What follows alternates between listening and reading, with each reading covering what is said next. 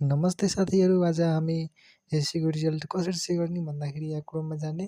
त्यसपछि क्रोममा गइसकेपछि हामी सर्च गर्छौँ। सर्च बारमा गएर यहाँ सर्च गर्छौँ हामी टक्क एससी सर्च गर्छौँ एससी।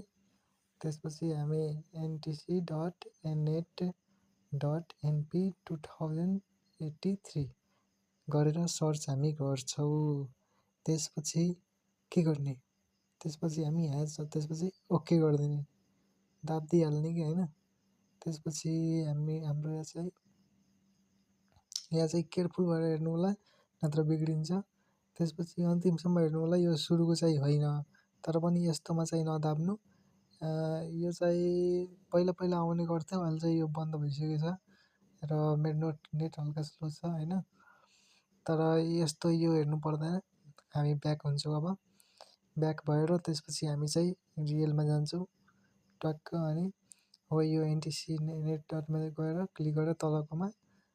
त्यसपछि हामी यस्तो हुन्छ, यस्तो लुक हुन्छ।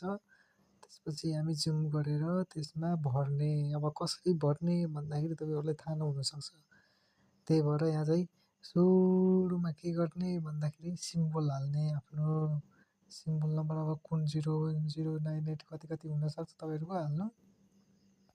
त्यसपछि हामी चाहिँ डेट हाल्छौँ। डेट चाहिँ यहाँ चाहिँ मिलाएर हाल्नुपर्छ, जस्तै 2063 65, तर मैले यहाँ 65 लेखेँ। त्यसपछि स्ल्यास हालेँ मैले, स्ल्यास त्यो त्यसमै दिएको हुन्छ किबोर्डमै। त्यसपछि तपाईँले डेट हाल्नु, तपाईँको